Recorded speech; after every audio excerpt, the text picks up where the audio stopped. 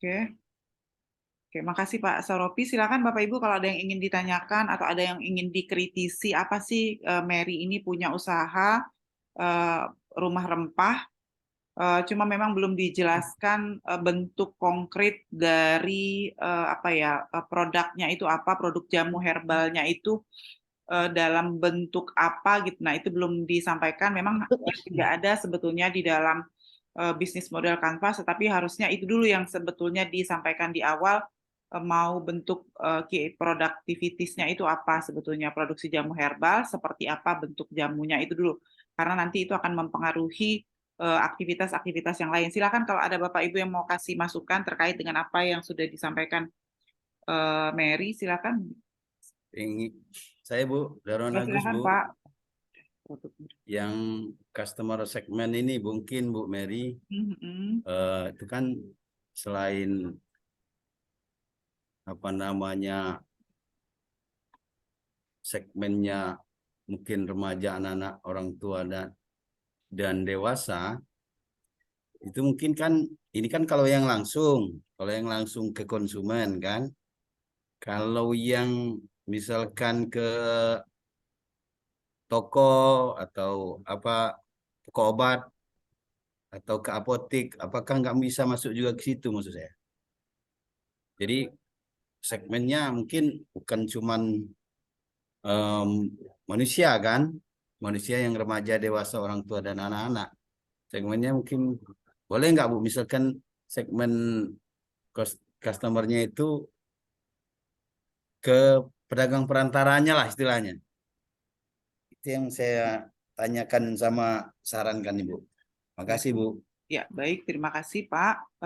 Silakan yang lain, ibu-ibu yang lain ini ada masukan terhadap apa yang sudah disampaikan oleh Bu Mary. Emma Bu, izin Bu. Ya, silakan Emma. Mbak Mary, mungkin terkait revenue stream, ini penjualan jamu herbal, mungkin ini lebih detail ya Mbak ya, mungkin apa produk-produk jamunya, misalnya seperti apa, terus misalnya apa-apa saja yang akan kita lakukan seperti itu Mbak, untuk mungkin apa yang akan kita jual, misalnya bentuk permen jamu atau jamu kunyit kencur atau jamu apa. Nah, kan banyak kan, atau jamu kecantikan. Nah, seperti itu, Mbak. Mungkin lebih detail kan untuk eh apa kita menjabarkan dari apa yang akan kita lakukan untuk bisnis kanvas ini. Nah, mungkin itu ya, Mbak ya, terkait karena yang lain-lainnya karena ini sudah dijalankan jadi sudah apa tracknya itu sudah ada gitu, Mbak. Tapi untuk apa-apa bahan atau produk-produk yang akan dijual ini belum kita ketahui. Mungkin itu saja Mbak Mary. Terima kasih. Baik, makasih. Ada lagi? Iya, izin Bu Desi. Ada sedikit mungkin Mbak Mary yang bagian customer segments-nya Mbak. Kalau di sini kan berdasarkan semua kalangan sepertinya bisa mengkonsumsi jamu ini ya Mbak ya. Cuman apakah mungkin nanti ke depannya juga selain faktor usia, adakah juga mungkin perbedaan dari pendapatannya, misalnya dari harga jamunya, apakah ini cukup terjangkau untuk seluruh masyarakat yang pendapatannya rendah, menengah, dan tinggi. Kemudian juga jangkauan untuk customer nya tuh apakah hanya untuk masyarakat lokal ataukah nanti bisa juga mungkin pengirimannya dari keluar Palembang mungkin Mbak Mary, jika memungkinkan. Mungkin itu saja Bu Desi dari saya. Terima Baik, kasih. terima kasih. Ada lagi, silakan. Nggak ada, silakan Mary ditanggapi.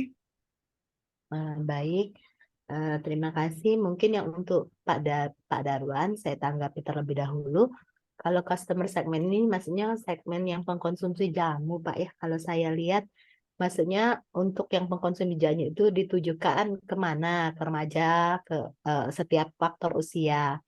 Nah, kalau Bapak maksud ke apotik tadi, itu memang maksudnya itu salurannya.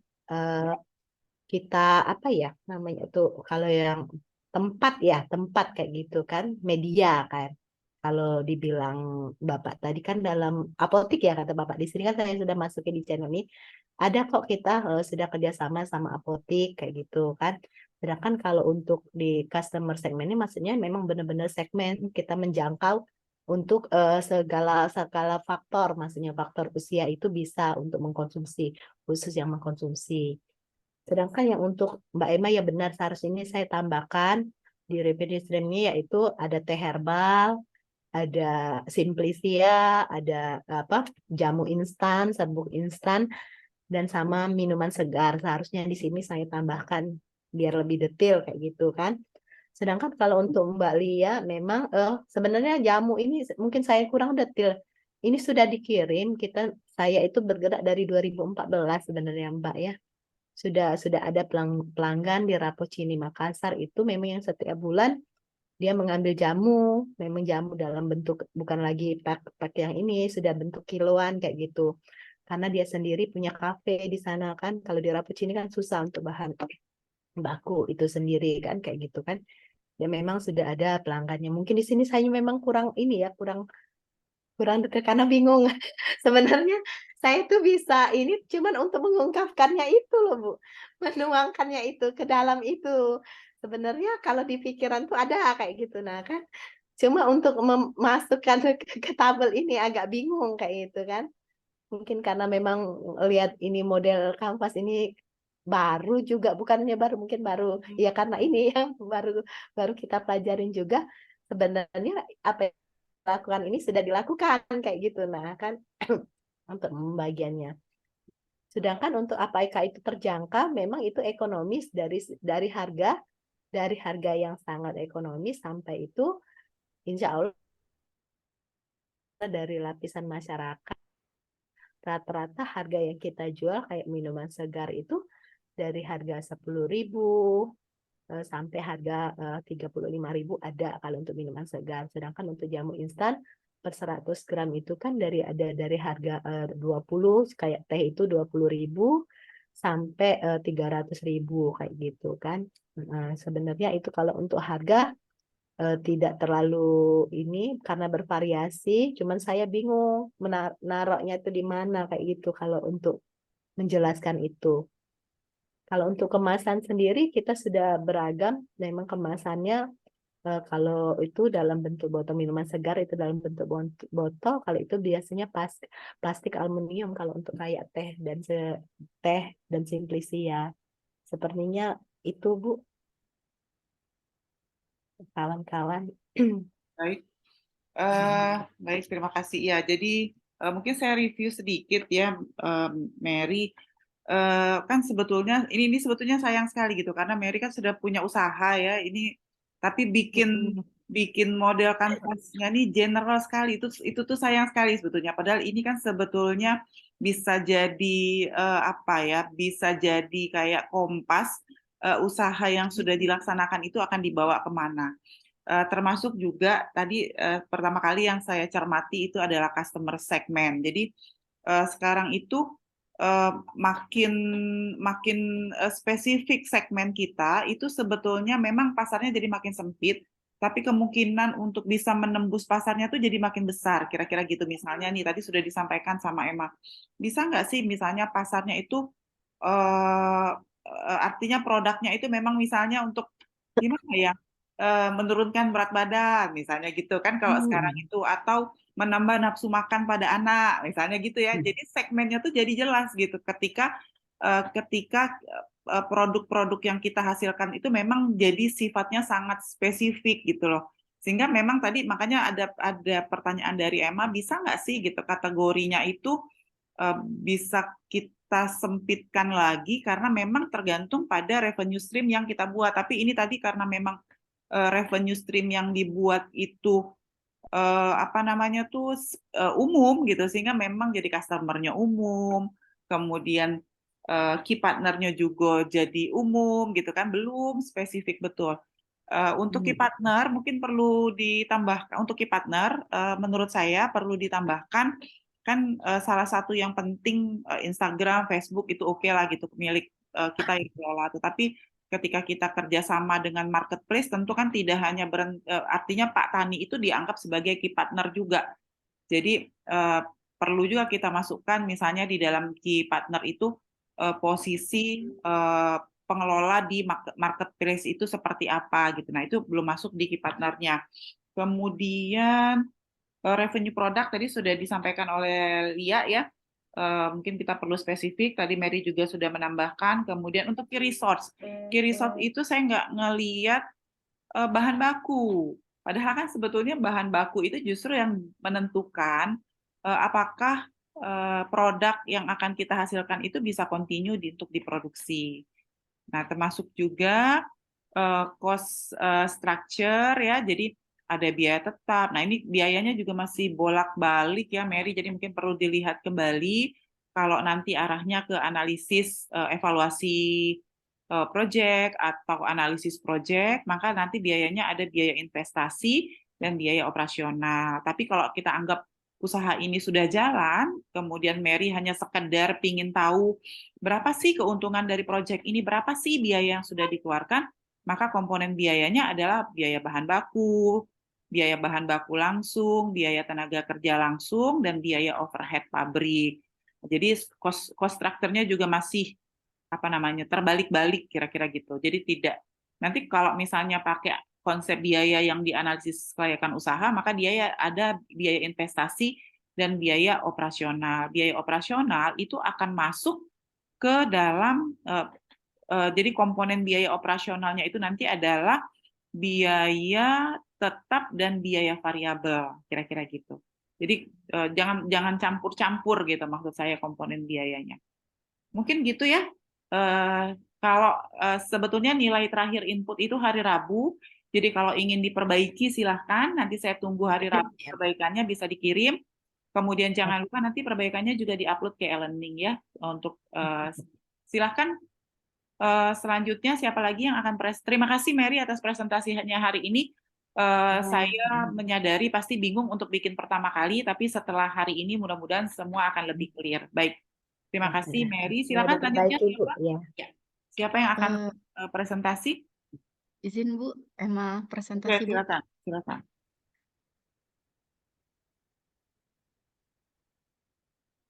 Ya, Assalamualaikum warahmatullahi wabarakatuh. Waalaikumsalam warahmatullahi wabarakatuh. Saya akan mencoba memaparkan bisnis plan yang ini dari rencana penelitian saya tentang pengembangan lahan gambut dengan model agrosilvofishery dan penguatan ekonomi lokal, di mana mitra kuncinya itu ada SIFOR, NIFOS, UNSRI, masyarakat lokal di daerah penelitian, pemerintah desa, pihak swasta, dan BUMN.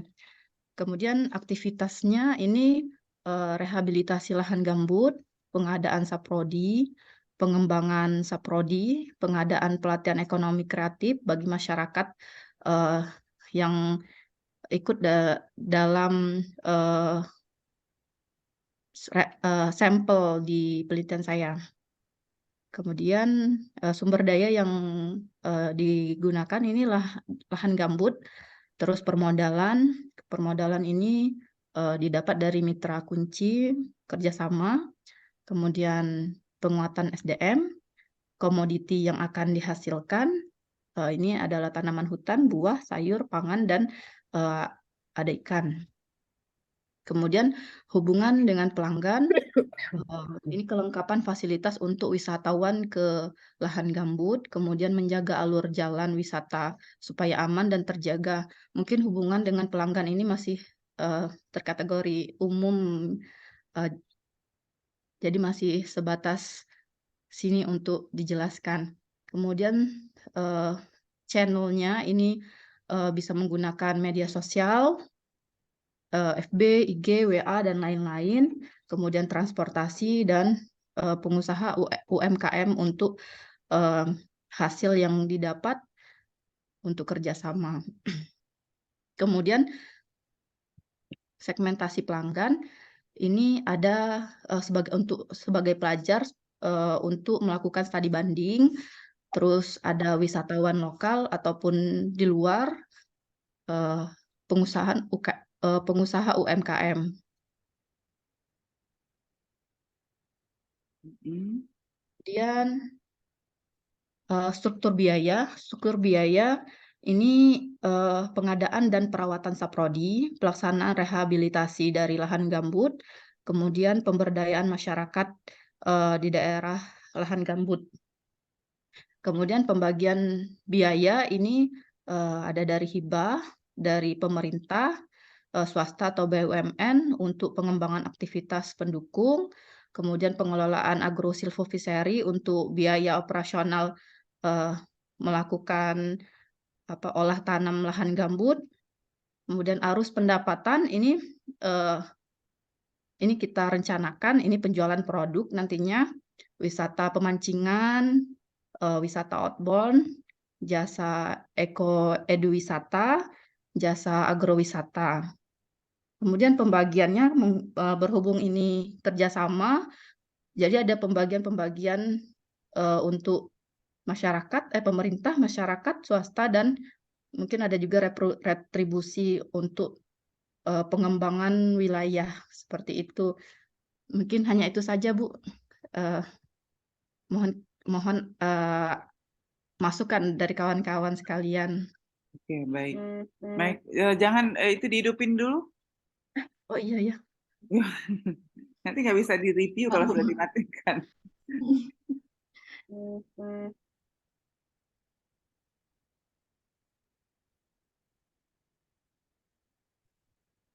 Oke.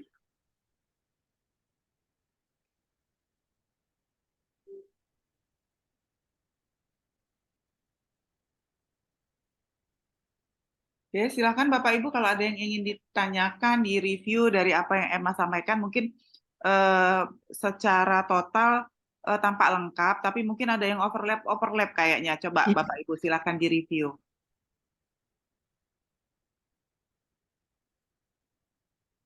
Silakan.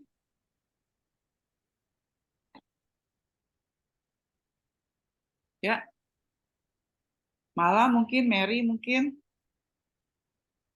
Baik, terima kasih Ibu. Ya, Izin, silakan. Malah. izin diskusi Mbak Emma, sudah Ya, Mbak. bagus untuk bisnis model kanvasnya. Saya tertarik di bagian pembagian biaya. Itu tertera hibah dan hibah sama swasta atau BUMN ya di situ ya. Besarin Ada di dikit, situ. mungkin besarin dikit, Emma. Oh ya, Bu. Ya, enggak terlalu kelihatan. Iya. Nah, di situ geser ya aja. tertera ada hibah dan BUMN ya untuk pengembangan aktivitas mendukung. Mungkin bisa dijabarkan sedikit bentuk hibah yang akan disalurkan dan kontribut dari pihak swasta maupun BUMN dalam bisnis model kanvas yang Mbak Emma tampilkan. Itu saja Mbak, terima kasih. Assalamualaikum warahmatullahi wabarakatuh. Waalaikumsalam warahmatullahi wabarakatuh. Silakan. Ya. Langsung itu, Bu ya. Ada lagi yang mau enggak, maksudnya kalau ada yang lagi yang mau mereview? Iya, ini izin Mbak Oke. Emma, Ya, silakan. Mbak Mary. cuma penasaran aja yang di bagian struktur biaya ini, maksudnya untuk pemberdayaan masyarakat itu dilihatnya dari mana? Maksudnya untuk pembiayaan Oh ini struktur. ya. Ya, dinilai dari apanya kayak gitu kan? Pemberdayaan Iya, masyarakat. Iya, sama. Kayaknya itu aja agak ini bingung. Baik. Terima Seperti kasih. ini. Ada lagi satu lagi? Lia, Bu Desi. Ya, silakan Lia. Mbak Emma, mungkin yang mau saya tanyakan itu yang di bagian pembagian keuntungan ya Mbak Emma ya. Ada di ujung kanan bawah. Ya. Nah, itu kalau di dalam bisnis model kanvas yang 9 kriteria itu berarti dia masuk ke poin yang mana ya itu Mbak Emma? Itu aja. Paling itu saja Mbak. Karena kalau ini kan pakai bahasa versi Indonesianya gitu ya Mbak ya. Kalau yang di BMC yang kita download ini kan rata-rata dia pakainya versinya bahasa Inggris. Mungkin pembagiannya itu masuk ke channel apa ya, poin yang mana gitu. Oh, poinnya mana? Ya. Iya, Pak. Ya. pembagian keuntungan Bu ya, Mbak. Emma, Ya, ya Pak. tambahan. Ya, Pak. Eh, izin Bu Desi, Ya, silakan Pak. untuk yang sumber daya kunci ini kan, kalau di sini kan penguatan sumber daya manusia, penguatan sumber daya manusia. Kalau misalkan penguatan sumber daya manusianya itu disebutkan, apakah itu mungkin petani, pengelola, atau masyarakat sekitar, mungkin lebih bagus, Bu Emma. Kalau ini kan Gimana Pak? penguatan Gimana sumber Pak? Tadi Pak. Tolong Pak. yang sumber daya kunci. Oh, sumber daya kunci. Ya, di sini kan penguatan sumber daya manusia. Ya, oke Mbak. Penguatan Penguatan sumber manusia. daya manusia maksudnya masih sangat ngambang. Tapi kalau Ya, misalkan itu sumber dayanya sudah jelas, lebih baik mungkin disebutkan di situ sumber daya manusianya seperti yang mana, yang apakah petani sekitar, masyarakat sekitar, atau apa namanya pengelola. ya, Mungkin itu Bu Emma. Makasih Bu Desi. ya, terima Baik, kasih. terima kasih. Silakan Emma. Ya, Bu. Baiklah, saya akan mencoba menjawab dari pertanyaan Mbak Mary. Pembagian biaya dari swasta ataupun BUMN ini eh, terkait dari pengolahan lahan rawa ini adalah masalah bersama ya, yang kita tahu karena ini banyak menyangkut kehidupan hajat hidup orang banyak, sehingga kalau tidak dikelola dengan baik, maka akan banyak menimbulkan dampak. Oleh karena itu, dalam pengolahan lahan gambut ini kita harus harus ada kerjasama dari lembaga, akademisi, pihak BUMN maupun swasta, dan masyarakat sekitar yang ada di lahan gambut itu sendiri. Nah, dari pembagian biaya yang dimaksud dari swasta ini, Mbak, adalah kerjasama dari eh, akademisi, dari lembaga-lembaga terkait serta pihak swasta maupun BUMN untuk yang mengelola lahan gambut itu, seperti itu, Mbak. Baik. Gimana, Silakan. Mbak? Ya. Malah itu Apa? yang nanya tadi. Oh ya, Mbak Mala. Malah yang hibah tadi ya, hibah itu sama swasta. Iya. Tapi mungkin maksud Malah bisa nggak swasta itu memberikan dana juga dalam bentuk hibah gitu, misalnya nanti. Iya, Memungkinkan nggak bisa. opsinya? Iya, bisa juga, Bu. Bisa juga ya? Menjadi Oke. hibah. Bisa juga itu jadi hibah. Terus yang pertanyaan Mbak Mary, untuk ini Mbak ya, pengadaan pemberdayaan masyarakat, struktur biaya pengadaan masyarakat ini, maksudnya pemberdayaan masyarakat ini Mbak, untuk di lahan gambut itu Mbak, terkategori masyarakat itu maunya itu instan ya Mbak ya. Misalnya pengolahan lahannya itu maunya dibakar kan, sehingga cepat, terus tidak memakan tenaga dan waktu yang lumayan banyak kan, sehingga kita harus memberdaya masyarakat dengan cara melakukan pelatihan ataupun penyuluhan apa sih bahayanya, apa sih dampaknya kalau melakukan eh, salah dalam mengolah lahan gambut ini. Nah, karena itu perlu dimasukkan struktur biaya dari pemberdayaan masyarakat, begitu Mbak. Seperti pendampingan dari akademisi juga, itu juga memerlukan biaya dan tenaga waktu gitu ya Mbak ya. Nah, inilah perlu Mungkin dilakukan. lebih ke ini BIMTEK kayak gitu Ya, ya. training Iya, kayak gitu ya, tapi training. iya gitu Mbak. Tapi ya untuk para petani ya Pak ya. Nah, gitu contoh-contohnya itu Mbak. Terus untuk Mbak Lia tadi kok Itu bagi pembagian keuntungan ya, ini. keuntungan. Nah, ini Mbak ya. Jadi tadi pembagian keuntungan ini kalau di Mbak Mary itu di bawah ini cuma 2 ya Mbak ya. Cuma 2 kolom. Yang kolom struktur biaya sama revenue stream. Nah, jadi kalau di tempat di saya ini saya bagi-bagi lagi Mbak. Jadi struktur biaya pembagian biaya ini kan ini struktur biaya Mbak. Ini pembagian biaya hampir sama ya gitu Mbak ya. Tapi ini yang ini apa-apa yang akan dilaksanakan, yang ini pembagiannya itu siapa-siapa yang memberikan dana, kemudian arus yang revenue stream tadi kan Mbak ya. Revenue stream itu kan pendapatannya itu harus pendapatan itu kita gunakan yang ini kan penjualan produk yang akan masuk ya Mbak, harus masuk kas kita. Nah, ini revenue stream. Dua ini termasuk dalam revenue stream yang punyanya Mbak Mary tadi.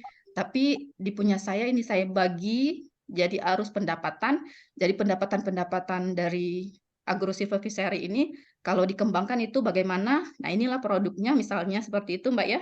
Nah, terus dana-dananya itu akan atau pendapatannya itu akan dikeluarkan dalam bentuk apa saja. Nah, inilah pembagian keuntungannya tadi untuk pemerintah 40%, masyarakat pekerjanya 30%, swastanya 20%, retribusinya 20%. Ini saya mencontoh punya Bu Desi yang materi yang diberikan Bu Desi yang di materi kita kemarin. Spesifiknya saya belum tahu tapi Bu ini pembagian keuntungan ini. Nah, jadi ini Mbak, jadi ini termasuk revenue stream ini Mbak, dua ini harus pendapatan sama pembagian keuntungan. Itu yang Mbak Lia. Berarti dia termasuk ke dalam yang revenue stream ya Mbak Emma ya. Ya, Jadi dia iya. lebih jelas pembagian keuntungannya di bisnis model kanvas ini. Berarti Bu Desi di revenue stream ini bisa dibagi lagi pembagiannya yaitu Bu Desi. Iya, betul. Jadi punya Emma ini dia sudah lebih detail lagi ketika menceritakan yang bawah itu sudah komponennya apa, sumbernya apa. Termasuk ketika dapat revenue, dapat pendapatan, itu komponen pendapatannya apa, kemudian siapa yang akan dapat, kira-kira gitu. Ya, yang punya Emma. Oke. Baik, Yang- Mbak Emma. Terima kasih Bu Ya, Desi. terima kasih Mbak Lia. Kemudian untuk Pak Darwan, ini pertanyaan yang sumber kunci ini apa ya, penguatan SDM. Nah, jadi memang Pak, untuk pengolahan lahan gambut ini Pak, memang harus penguatan SDM Pak. Karena masyarakat petani yang ada, karena kita menggunakan lahan petani, jadi kita harus menguatkan sistem dari petani itu sendiri Pak. Bagaimana mereka teknis mengolah lahannya, membuka lahan dulu, terus mengolah lahannya, terus produk-produk apa saja yang pantas, yang cocok untuk ditanam di lahan gambut itu, Pak. Jadi memang harus penguatannya ini harus intens gitu, Pak. Sehingga mereka memang mendapatkan keuntungan, bukan cuma mengeluarkan dana untuk mengolah lahan gambut saja. Oleh karena itulah, Pak, sumber daya kunci ini penting untuk dikuatkan. Termasuklah masyarakat petaninya khususnya itu, Pak. Mungkin itu ya, Pak Darwan. Iya. Oh, oke. Ya, jadi gitu ya, Pak. Nah, hanya memang saya langsung review ya untuk punya Emma. Ini sebetulnya lengkap ya, detaili karena memang mirip-mirip dengan contoh yang saya sampaikan ketika kita kuliah gitu. Tetapi memang tadi kemarin kan kita ambil data bisnis model kanvas itu dari hasil FGD dengan masyarakat, dan artinya memang data itu masih perlu diramu kembali. Apa yang perlu diramu? Contohnya misalnya tadi di bawah, coba di bawah Emma, di bagian yang bawah. Nah, ini ya. Makanya tadi muncul pertanyaan dari Mala, apa beda hibah dengan CSR? Nah, kenapa hibah? Karena memang dana aktivitas yang waktu untuk kami bikin kegiatan ini memang dapat hibahnya tuh dari Singapura, berarti kan hibahnya tuh hibah luar negeri, kira-kira gitu. Nah, kalau toh ada swasta yang akan kasih, jadi harus jelas Emma, hibah luar negeri, supaya tidak ada pertanyaan dari Mala, swasta mungkin nggak ngasih hibah, misalnya gitu. Sehingga memang harus jelas, misalnya hibahnya luar negeri, kemudian swasta BUMN itu menggunakan dana CSR. Termasuk juga pengelola agrosilvoviary itu akan mengeluarkan biaya operasional. Mungkin ada di sana kan ada pembagian keuntungan tuh retribusi 10% ya. Nah, retribusi 10% yang didapat dari pembagian keuntungan itu akan dipakai untuk bagi pengelola untuk bisa jadi biaya operasional. Nah, kira-kira gitu skenarionya waktu itu seperti itu. Tapi mungkin perlu kita informasikan bahwa pengelola itu dapat biaya operasional dalam kurung dari biaya retribusi pembagian keuntungan 10%. Karena kan tidak semua orang ketika membaca BMC kita itu memang memahami situasi kondisi bisnis kita itu kayak apa. Itu yang dari saya. Kemudian termasuk juga di naik ke atas sedikit aja. Eh, Nah, itu udah stop. Nah, ya sumber daya kunci. Sumber daya kuncinya adalah lahan gambut. Kemudian ada permodalan, kemudian ada penguatan. Nah, lalu ada komoditi. Nah, komoditi ini apa maksudnya dalam bentuk komoditi dalam bentuk inputnya kah, bahan bakunya kah, atau komoditi seperti apa? Nah, itu juga harus jelas karena nanti kalau kita hanya bicara tulis komoditi saja, maka nanti dia akan overlap dengan arus penerimaan karena kan di penerimaan itu yang penerimaan coba tolong turun lagi. Nah, di penerimaan itu kan ada penjualan produk tuh, jadi akan overlap komponen penerimaannya termasuk juga sumber daya kunci ketika kita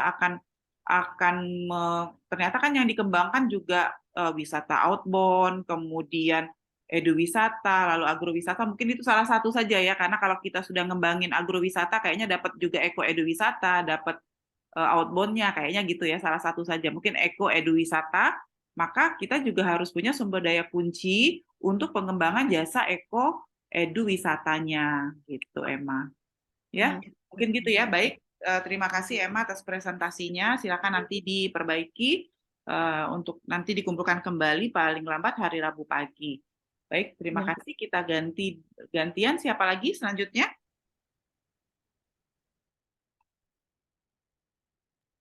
Saya boleh, Bu. Boleh Pak, silakan Pak. Aduh. Kenapa BMC semua? Kayaknya BMC ini yang paling mudah, Caknya.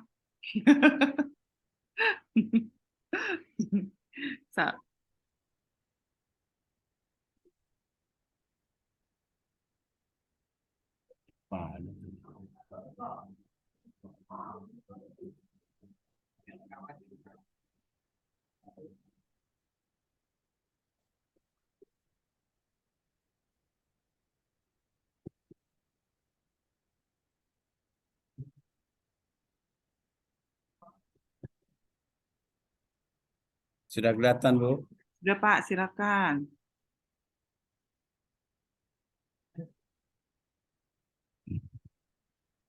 Bismillahirrahmanirrahim. Assalamualaikum warahmatullahi wabarakatuh. Bu Desi yang saya hormati, ibu-ibu, mahasiswa S3 yang saya hormati, akan saya sampaikan adalah model bisnis, model kanvas proyek pemerintah. Jadi ini adalah contoh proyek pemerintah yang pernah kami lakukan, yaitu pembinaan pengaktifan penangkar benih, tujuannya diantaranya, dan hasil dari proyek pemerintah ini berupa benih bersertifikat yang akan dibagikan kepada masyarakat pelaksana sekolah lapang dan masyarakat umum lainnya. Jadi dalam proyek pemerintah ini mitra kuncinya yang pertama adalah Dinas Pertanian, yang kedua adalah kelompok tani penangkar, yang ketiga penyuluh pertanian, yang keempat petugas pengamat benih tanaman, yang kelima adalah petugas pengamat organisme pengganggu tanaman. Nah, ini sesuai tugas-tugasnya nanti dalam melaksanakan kegiatan penangkaran di kelompok tani atau kelompok penangkar. Sedangkan aktivitas kuncinya itu adalah pengadaan benih F2 dan F3. Kenapa aktivitas kunci? Karena kadang-kadang pengadaan benih F2 ke F3, F2 F3-nya ini mengalami kendala. Karena kadang-kadang apa yang dikehendaki masyarakat yang mau kita buat, yang mau kita takarkan, itu di pengadanya itu tidak ada, sehingga menjadi aktivitas kunci. Dan juga kadang-kadang di BBI atau tempat pemilih F2 dan F3 ini itu berlainan paritas yang tersedia. Selanjutnya yaitu pendampingan dan pengawasan. Nah, pendampingan dan pengawasan ini merupakan aktivitas kunci Karena dengan adanya pendampingan dan pengawasan ini, maka akan pelaksanaan di lapangan itu akan terkendali. Contohnya misalkan pada saat mereka harus tanam, kapan mereka harus penyemprotan hama dan penyakit, kapan mereka harus rogging, kapan mereka harus panen, dan pengawasan kegiatan yang lainnya. Yang ketiga adalah proses sertifikasi benih. Nah, ini juga aktivitas kunci karena proses sertifikasi benih ini banyak petani penangkar belum banyak mengetahui, baik itu mulai dari penanaman pada saat tanaman di lapangan, maupun setelah panen, maupun di gudang. Sehingga proses sertifikasi ini akan menentukan hasil daripada benih itu. Yang selanjutnya adalah value proposition. Itu diantaranya adalah hasil produksi yang tinggi, benih bersertifikat, sudah itu pembinaan penangkar benih yang baik. Ini nanti hasil yang akan dinilai, yang akan didapat. Produksi tinggi, benih bersertifikat, dan pembinaan penangkar benih yang baik. Sudah itu yang selanjutnya adalah customer relation. Customer relation ini ada penerima manfaat kelompok tani SL, IP, dan MP. Maksudnya dari hasilnya nanti, dari hasil penangkaran ini akan dibagi 30% ke pemerintah, yang akan dibagikan ke penerima manfaat kelompok tani SLP dan MP, dan juga ada pedagang benih. Pedagang benih artinya dari hasil mereka ini nanti yang 70% itu akan digunakannya sendiri atau dijualkannya ke pedagang benih dan juga marketplace. Selanjutnya customer segment. Customer segmentnya itu ada petani, kelompok tani, dan pedagang benih.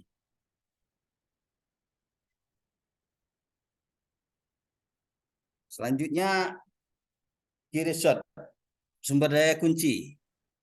Sumber daya kuncinya adalah anggaran APBD,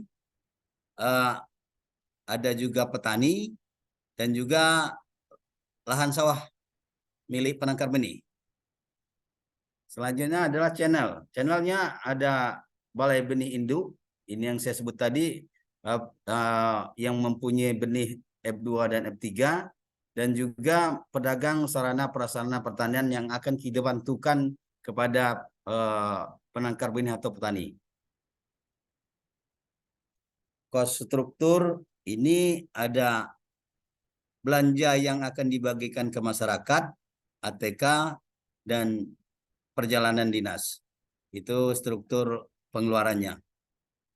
Selanjutnya ada revenue stream. Ini aliran pendapatannya adalah bagi hasil benih.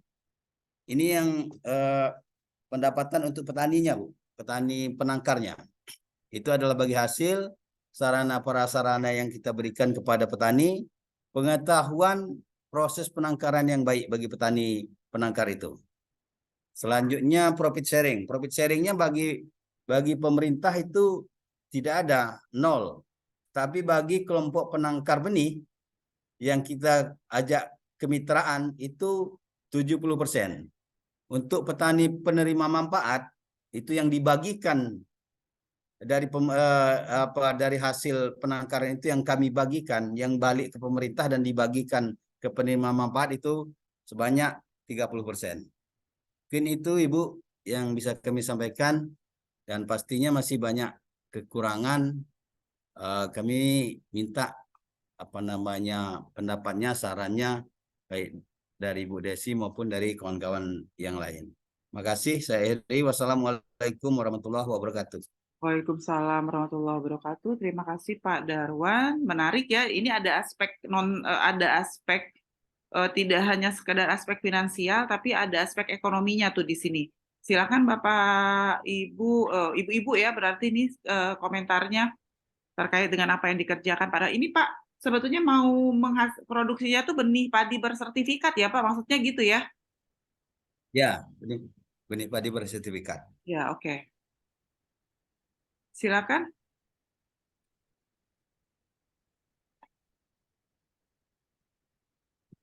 Ada yang ingin tanya?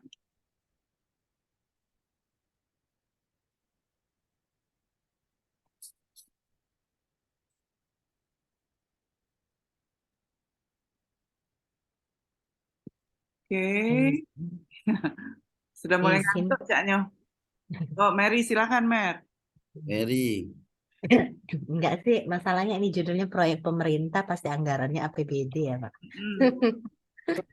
Ya karena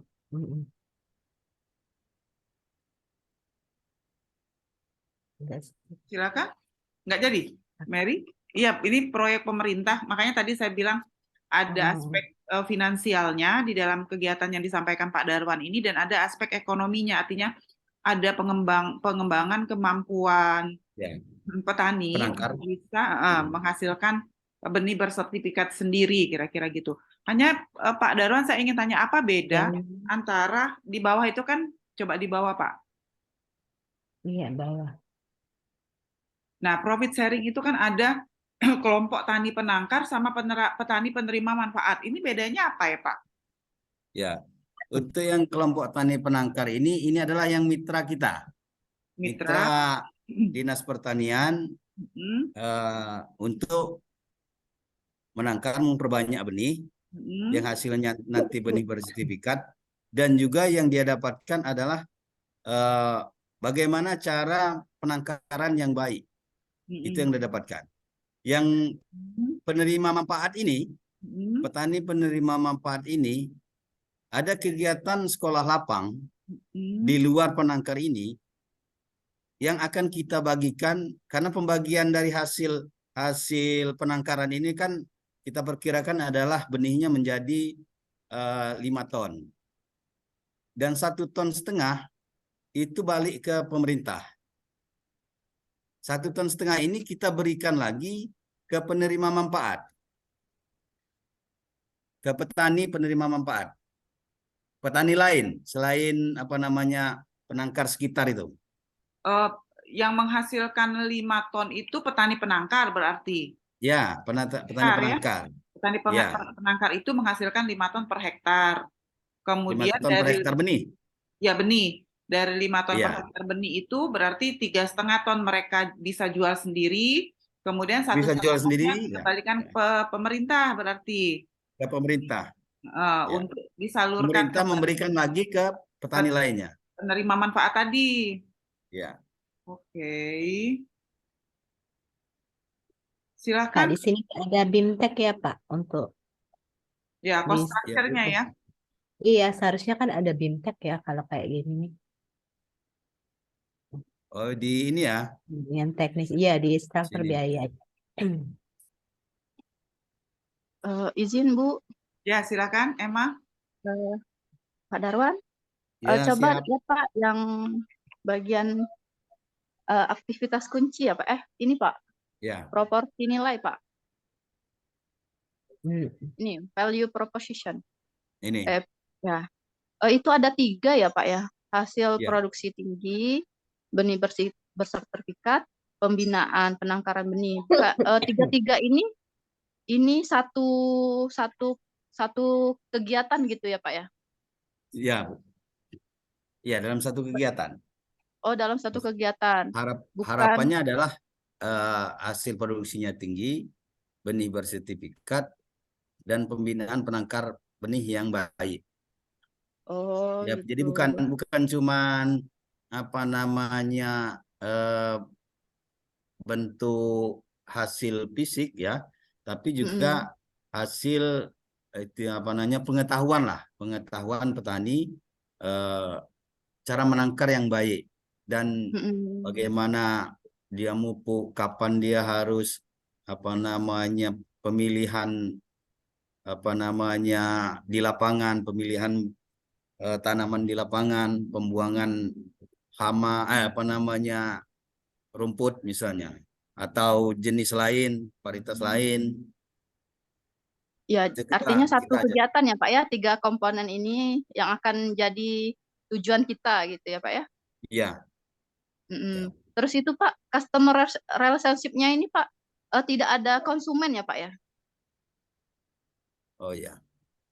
Nah, Bisa eh, karena yang hasil ya hasil. ah, Nah, ini saya masukkan ke ini Bu, ke pedagang ke benih ini. pedagang benih. Ya, ke Oh, pedagang benih ini pedagang benih yang karena ini konsumen. petani ya Pak ya, konsumennya jadinya ya Pak. Iya. Nah, jadi customer relation ini penerima manfaat kelompok tani SL IPDMIP yang saya sebutkan tadi penerima manfaat 30%. Sudah Hmm. itu seperti yang dikatakan Bu Desi tadi, dari hasilnya itu dia juga bisa menjual kepada yang lain. Makanya saya buat pedagang benih Iya. di sini. Oh, bukan seluruhnya itu hasilnya balik ke ini Pak ya, tapi kita ada balik ke apa ini, Ke siapa jadi pemerintah, ininya Pak? ke Bukan pemerintah dan Pak, ke siapa? petani penangkar. Oh, petani penangkar ya. Ya. Tadi kembalinya ke petani penangkar cuma 30% ya Pak ya? Ke penangkar 70%. Oh, Yang penerima manfaat yang 30% penerima tadi manfaat Pak ya? 30%. Ya. Itu petani manfaat itu siapa Pak?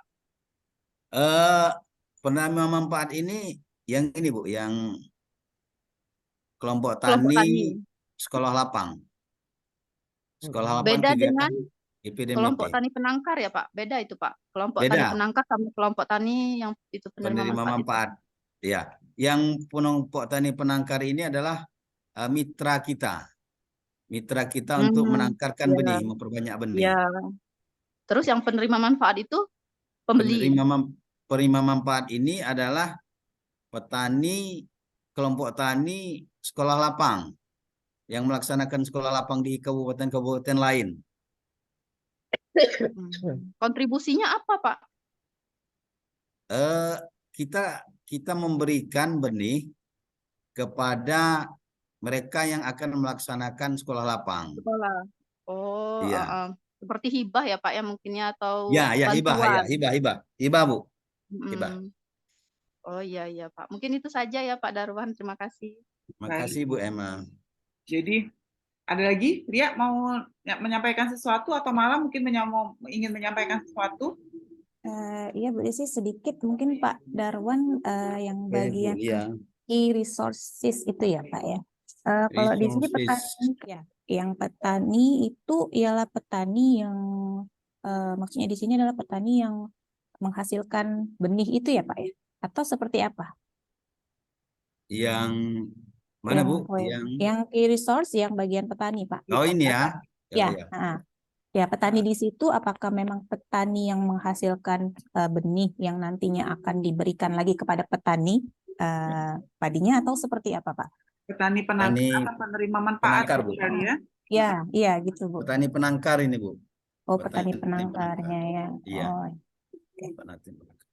Oke, nah, baik. kemudian yang bagian satu lagi Pak Darwan, mungkin yang bagian revenue streams yang bagi hasil benih itu mungkin bukan dalam bentuk ekonominya ya atau nilai uangnya ya Pak ya. Berarti ini adalah dari segi sosial tadi ya Bu ya. Benar ya Pak? Karena kan di sini profit sharingnya pemerintah kan 0%. Nah, jadi yang di sini nih revenue streams yang bagi hasil benih ini hanya bentuk apa ya pendapatan secara sosial karena nantinya kan akan dibagi lagi gitu. Apakah mungkin maksudnya seperti itu juga ya Pak Darwan? Ini nih penerima mitra Bu. Ini mitra tadi. Bagi mitra itu dia bagi hasil benih dapatnya sarana prasarana yang kita berikan.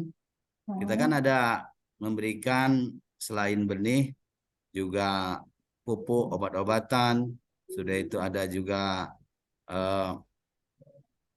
terpal jemur. Itu Bu yang dimaksud sarana prasarana di sini. Bagi hasil benih ini ya benih bentuknya. Ini bagi penangkar ini. Bagi penangkar.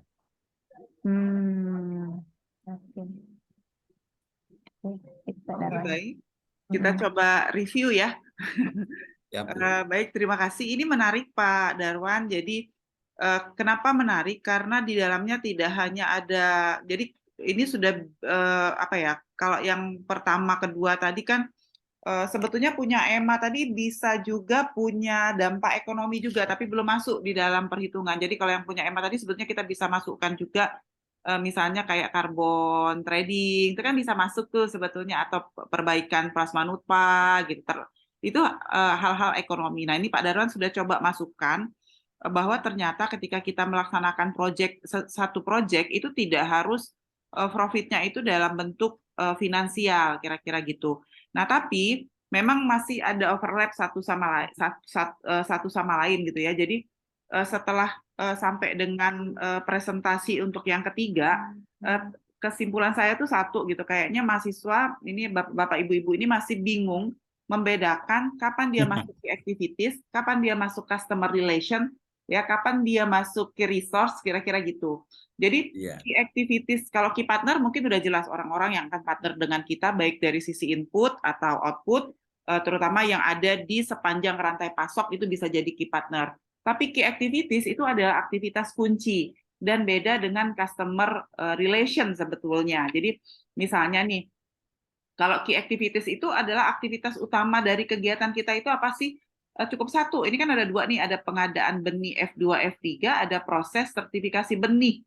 Atau memang berbeda, atau pengadaan itu proses produksinya, yang kedua setelah dia diproduksi, dia disertifikasi. Mungkin gitu ya Pak ya?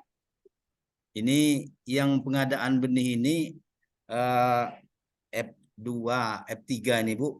Hah? Ini apa namanya, calon benih untuk diperbanyak.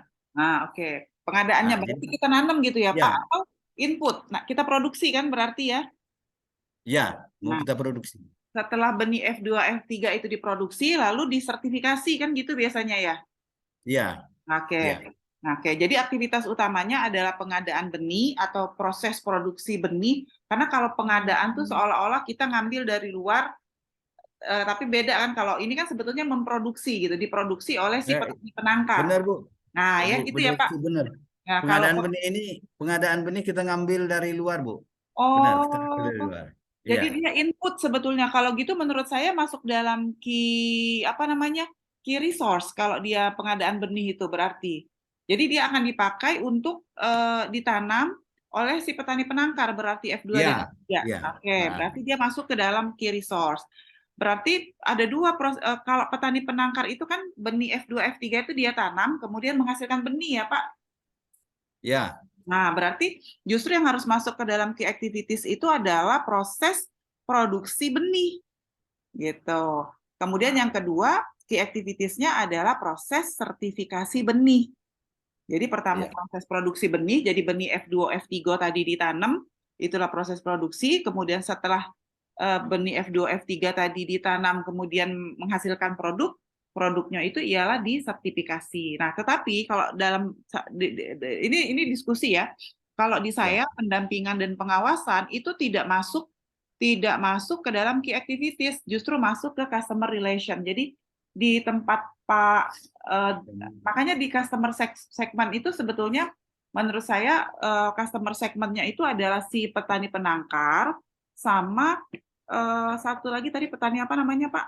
Petani penangkar sama penerima manfaat. penerima manfaat. Penerima Itulah manfaat. customer segmentnya Pak. Karena dua itu yang akan ditreatment gitu.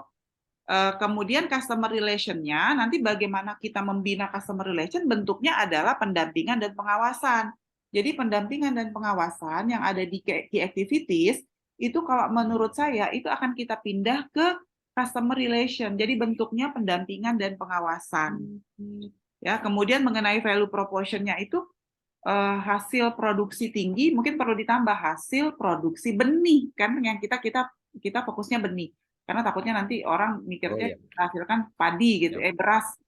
Hasil produksi benih, kemudian kita menghasilkan benih bersertifikat, kemudian value proportion-nya pembinaan penangkar ini boleh lah gitu. Artinya atau kita ganti dengan kata kerja terbinanya penangkar benih atau seperti apa gitu, atau value proportion-nya itu ada transfer knowledge dari petani penangkar ke petani penerima manfaat. Nah, itu value proportion-nya sebetulnya. Jadi hati-hati dalam membedakan Kemudian untuk channel itu boleh saja kalau seandainya kita mau pakai channel misalnya lembaganya ya, jadi balai benih induk, pedagangnya boleh. Karena itu akan jadi orang-orang yang akan terlibat mulai di sepanjang rantai pasok. Nah, hanya memang bisa turun dikit Pak ke bawah. Jadi nanti di key results itu justru yang jadi key results-nya, tambahan key result itu adalah benih F2 dan F3-nya kalau menurut saya. Di cost structure, hati-hati juga cost structure. Belanja yang dibagikan ke masyarakat itu mungkin bisa dirinci misalnya apa nih? Biaya, tadi sudah ditambahin Mary ya, biaya pembinaan, bisa di bawah tapi biaya pembinaan. Tapi itu kalau petani penangkar itu dapat biaya apa aja Pak? Petani penangkar. Apa sih yang Petani penangkar selain dia dapat apa namanya sarana prasarana benih, sudah itu tenaga juga Bu, dibayar juga Bu. Tenaganya juga dibayar. HOK jadi Bu. HOK ya? Ya, Ya. maksudnya itu Pak. Jadi kalau yang benih F2, F3-nya tuh dapat nggak mereka? Dikasih juga? Iya.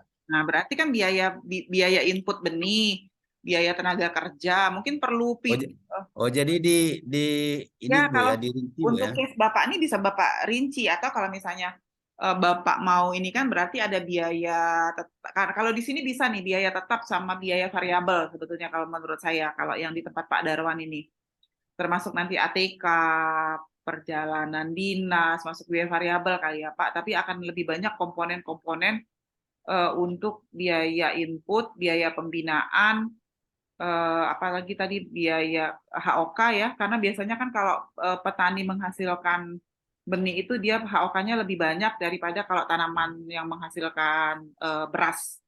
Ya, biasanya dia lebih mahal di HOK karena memang butuh apa namanya butuh lebih pemeliharaannya lebih detail kira-kira gitu kalau petani yang menghasilkan benih.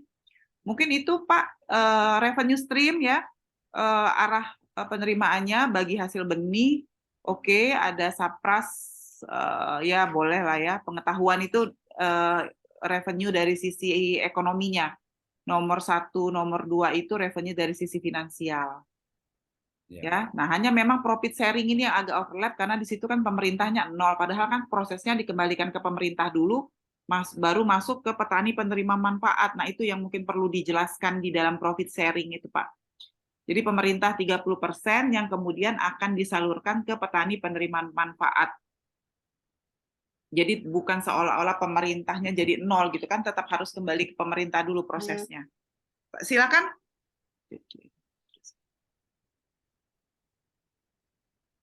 Gimana? Ya, makasih Bu Desi. Ada lagi yang mau ditambahkan? Jadi ini sebetulnya kalau kita diskusinya langsung ya, kalau misalnya orang yang belajar BMC itu biasanya pakai kertas yang warna-warni ditempel. Oh ini harusnya pindah ke sini, ini harusnya pindah ke sini. Nah itu yang sebetulnya yang menarik dari model BMC itu. Jadi kayak tadi kan, coba Pak Darwan turunin, naikin lagi ke atas.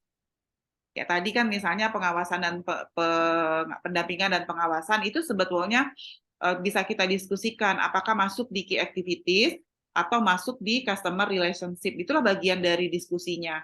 Dan biasanya project per project itu akan sangat spesifik gitu. Bisa saja misalnya di tempat yang satu karena memang lebih banyak aktivitas ekonomi yang dikembangkan sehingga memang pendampingan pengawasan menjadi key activities gitu. Tetapi untuk proyek yang lain bisa saja pendampingan dan pengawasan masuk ke dalam customer relation. Jadi sangat spesifik project to project kira-kira gitu. Ya, baik. Terima kasih Pak Darwan. Selanjutnya silakan siapa lagi? Mala, Bu. Oke, Mala silakan Mala.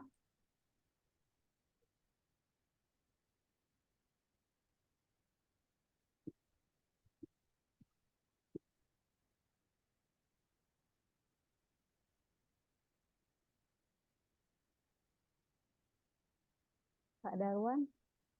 Pak Darwan stop share screen ya. Aduh.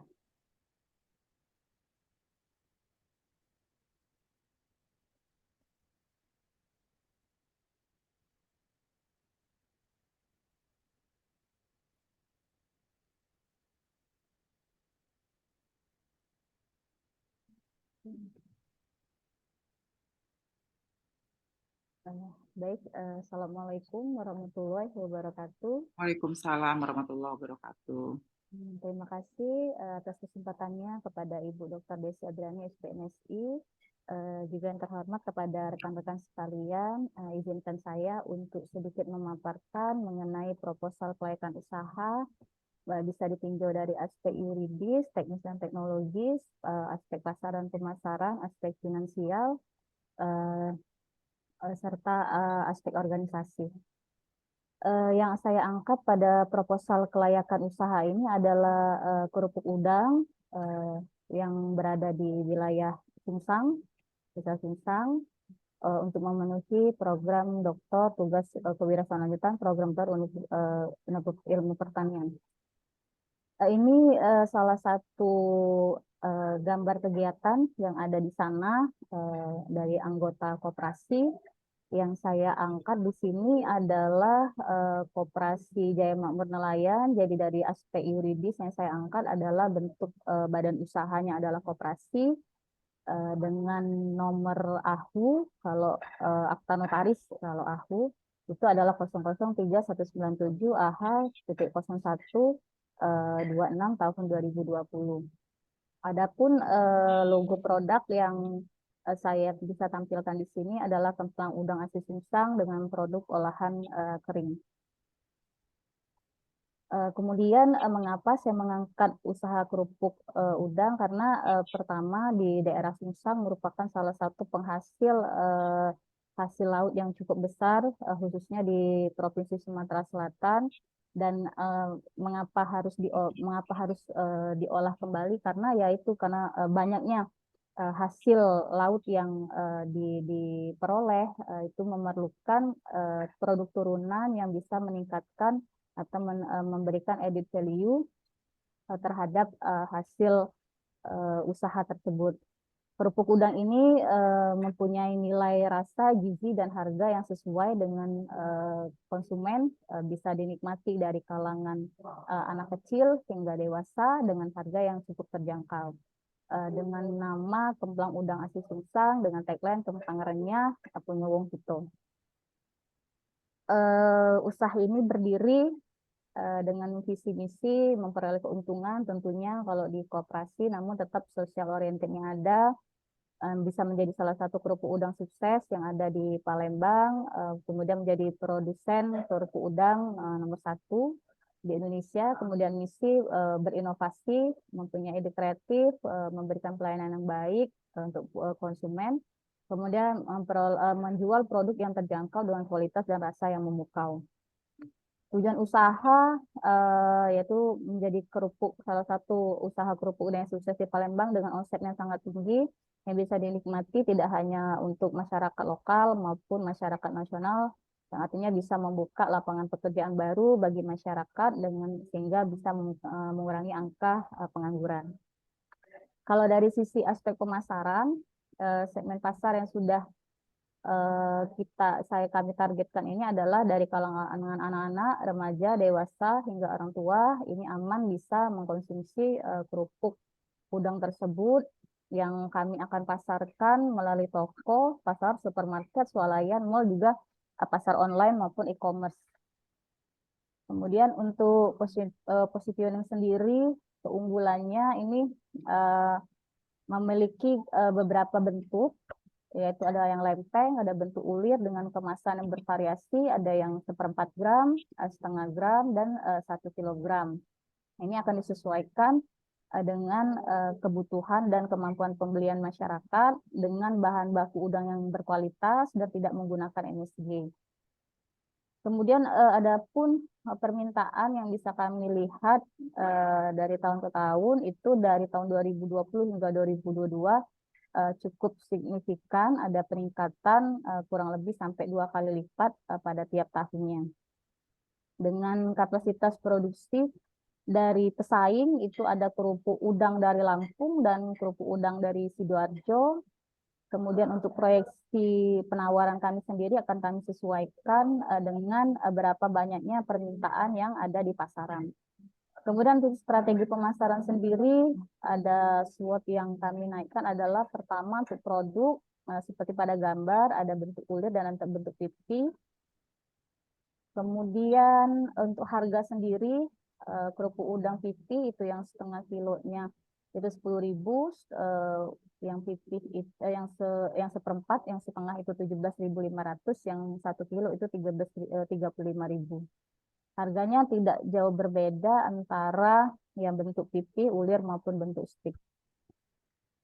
Kemudian untuk promosi sendiri, ada periklanan yang kita buat lewat media online maupun surat kabar, itu Facebook, Twitter, Instagram, WhatsApp, Telegram. Selain itu juga ada di media e-commerce juga, Shopee, Tokopedia, dan Lazada. Kemudian penjualan pribadi, personal selling juga tetap kita lakukan, bisa dilakukan secara door-to-door selling, mail order, telepon selling, dan direct selling. Kemudian placement, itu rantai penjualannya itu mulai dari wholesale, pedagang besar, kemudian bisa langsung ke pedagang kecil. Ini dilakukan, pendistribusian barang dilakukan oleh anggota koperasi itu sendiri, yang kemudian berada di wilayah Palembang. Jadi masing-masing, kalau ada yang punya keluarga yang di Palembang, dia bisa ikut menjadi distribusi. Kemudian untuk pengiriman barang kita menggunakan Tiki, JNE, JET, Palapa.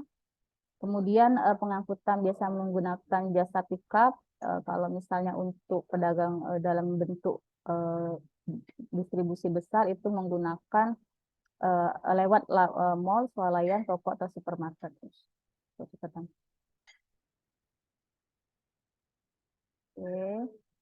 Terus people, ini sumber daya yang kita gunakan, ini adalah orang-orang yang memang sudah kita bekali pelatihan, ada yang direkrut dari luar, ada juga memang memanfaatkan anggota koperasi itu sendiri.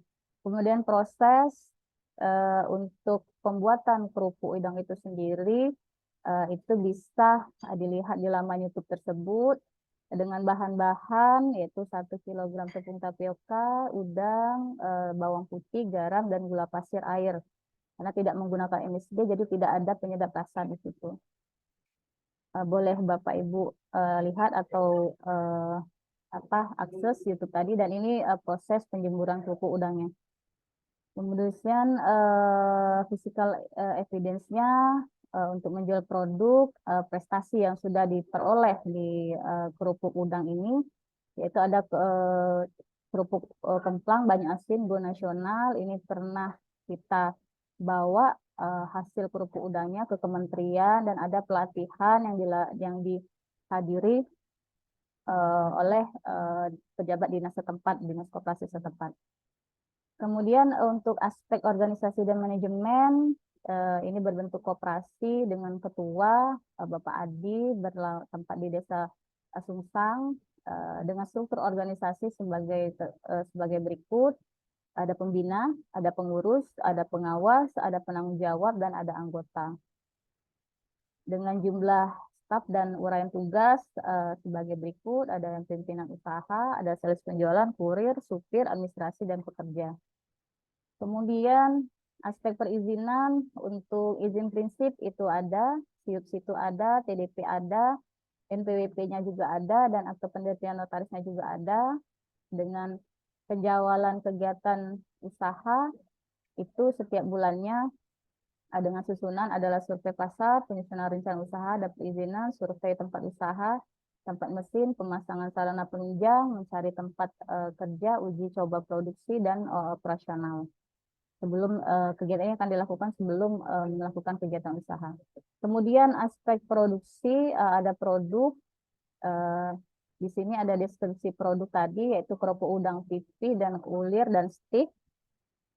Kemudian nilai atau manfaat yang diperoleh tentunya bisa untuk cemilan, pelengkap aneka hidangan seperti hajatan, pernikahan, maupun musim lebaran, ataupun juga dijadikan lauk saat menyantap, dijadikan makanan ringan untuk menyantap makanan seperti soto atau rawon.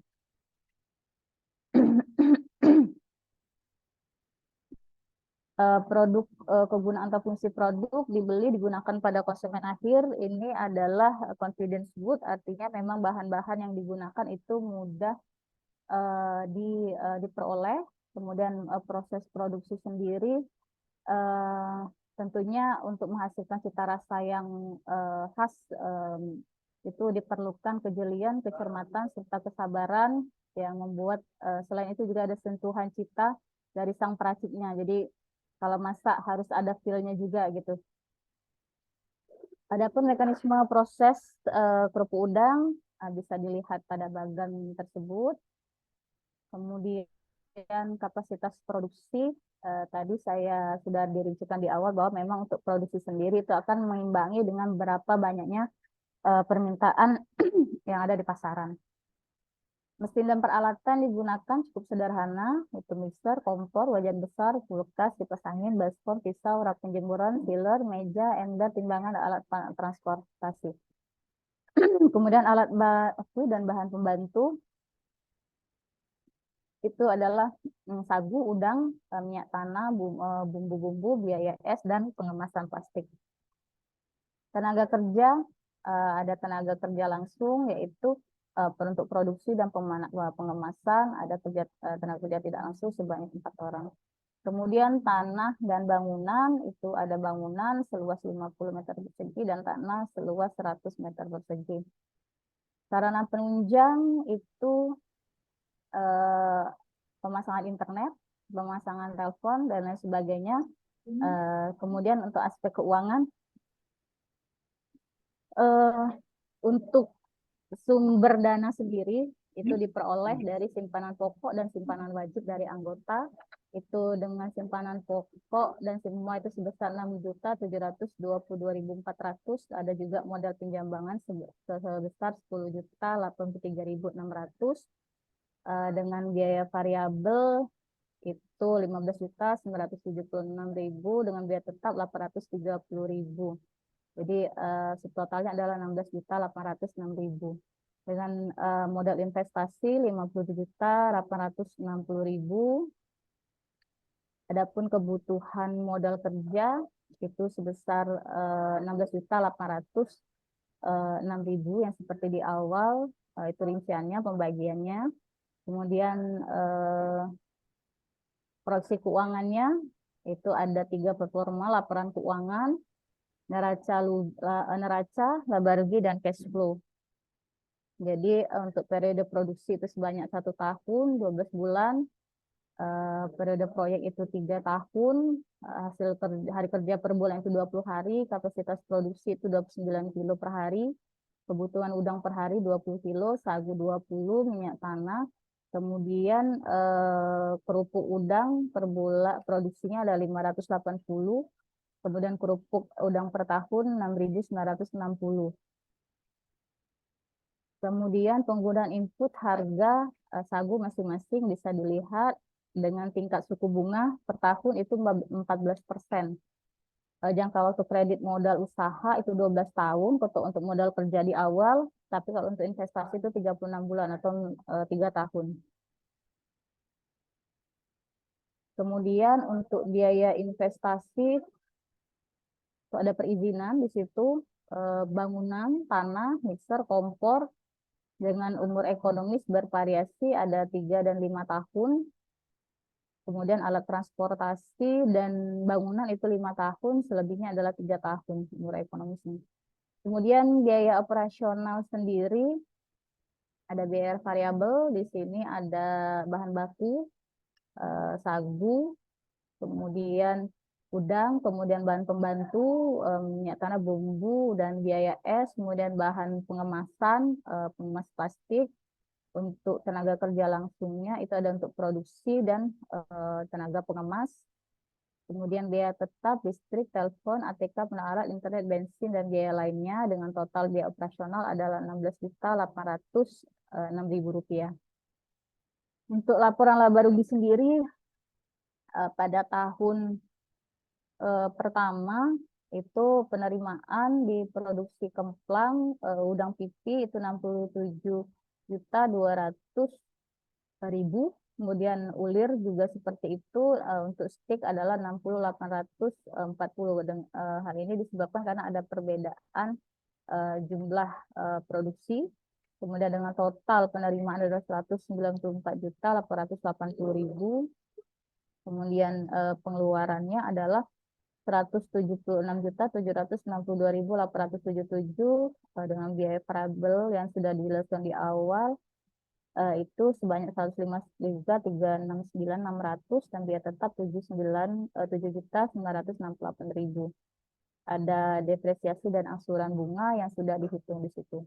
Kemudian laba rugi sebelum pajak itu 18.117.122. Ada pajak yang dikenakan itu sebesar 14%, 2.536.397, dan laba bersih setelah dikurangi pajak itu adalah 15.580.725. Dengan nilai BEP, nilai penjualannya adalah 109.825.53 rupiah dengan volume produksi 668 kg. Kemudian analisis kelayakan usaha, arus masuk itu sebesar 194.880 dengan sama seperti dengan nilai penerimaan di awal. Dengan kredit investasi adalah di tahun 0 itu 34.716.000 dan modal kerja adalah 10.883.600. Kemudian total arus masuk itu adalah 74.666.000. Kemudian setelah dihitung arus masuk untuk per tahunnya terlihat pada tabel dengan biaya investasi, biaya variabel dengan angsuran pokok bunga dan angsuran bunga. Kemudian total arus keluar itu adalah 74.666. Untuk menghitung RR itu sebesar 163.873.997. Kemudian cash flow untuk menghitung SDRR itu sebesar 31.602.002 rupiah. Present value-nya adalah 27.198.248, diskon faktornya adalah 0,87, kumulatifnya adalah sebesar 47.467.751 dengan NPV 24.211.523. IRR yang diperoleh adalah 29,98%. Net BC-nya 1,32 dan PBT per tahunnya adalah 2,75. Untuk cash flow sendiri bisa dilakukan dengan metode diskonto non diskon cash flow. Itu dengan pertama untuk net present value-nya itu sebesar 24.211.529,13 yang berarti nilai NPV ini masih positif, maka investasi tersebut menguntungkan atau hasil atau return-nya itu melebihi tingkat bunga yang dipakai. Kemudian untuk PI-nya sendiri, NPV-nya itu dengan rumus VV on benefit dibagi VV of capital cost itu didapatlah nilai 3,36. Maka investasi itu dikatakan layak karena PI itu lebih besar dari 1. Kemudian IRR sendiri itu setelah didapat dari perhitungan Excel di tabel tadi itu sebesar 29,98%. Artinya nilai ini lebih besar dari tingkat suku bunga di awal yaitu 14%. Artinya untuk nilai ini layak karena IRR-nya lebih besar dari tingkat suku bunga. Kemudian BEP itu dicapai pada tahun pertama di mana kondisi BEP untuk laba dengan rugi itu terjadi pada titik 0 yaitu dengan penjualan di penjualan tahun pertama sebesar 109.825.000. Kemudian kontribusi marginnya itu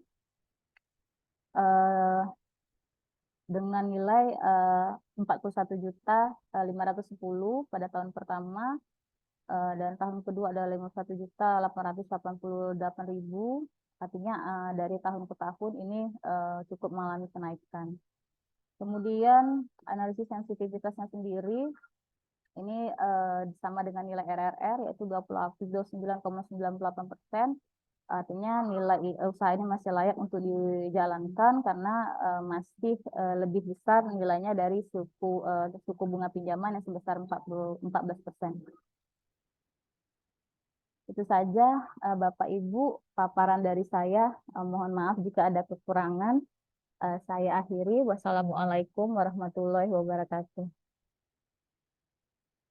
Waalaikumsalam warahmatullahi wabarakatuh. Silakan lengkap. Ini punya Emma versi yang lain ya. Jadi punya Mala analisis kelayakan usaha untuk kerupuk udang dengan 3 jenis produk ya.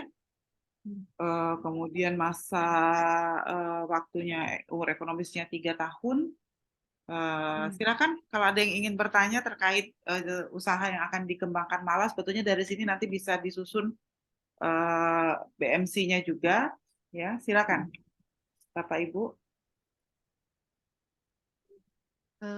Bu Desi izin Bu. Ya, silakan Emma. Mbak Mala. Ya, Mbak. Mbak Mala, ini usahanya ini Mbak kayaknya sudah bagus ya Mbak ya, sudah ada organisasinya gitu ya Mbak ya. Iya, Mbak. Tenaga kerjanya udah berapa ini Mbak? Kalau tenaga kerja sementara ini sekitar 7 orang.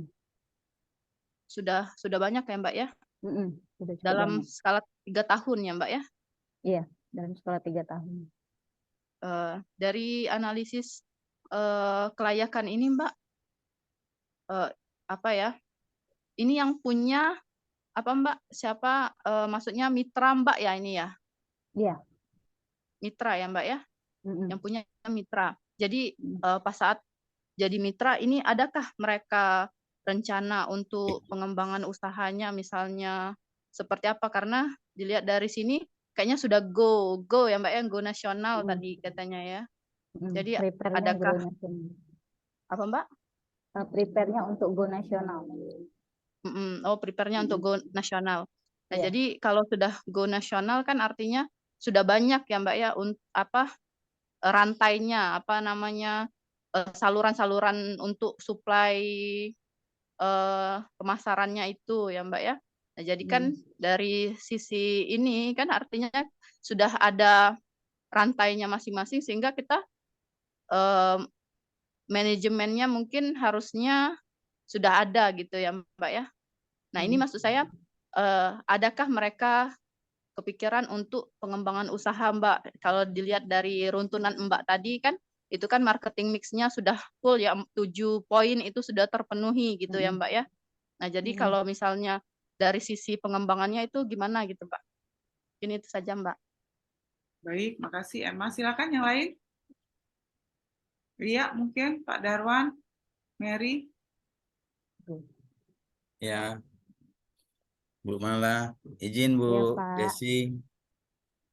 Nah, jadi untuk pembentukan koperasi ini kan faktor utamanya yang harus terpenuhi adalah suatu kelompok masyarakat kalau membentuk koperasi atau korporasi itu syarat utamanya adalah dia sudah punya satu jenis usaha dulu.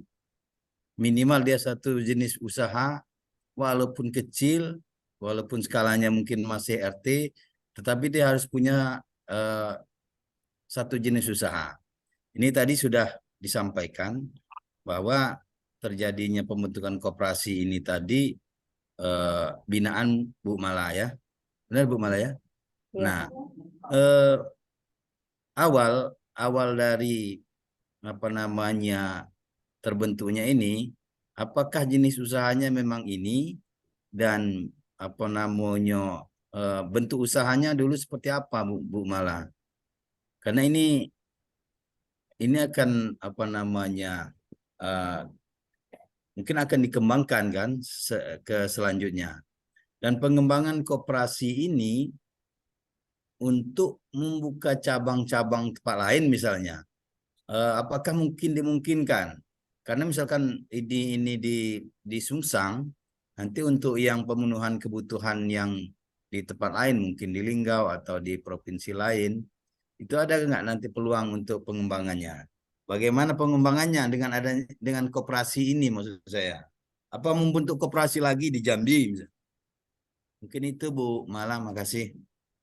Terima kasih Pak Darwan.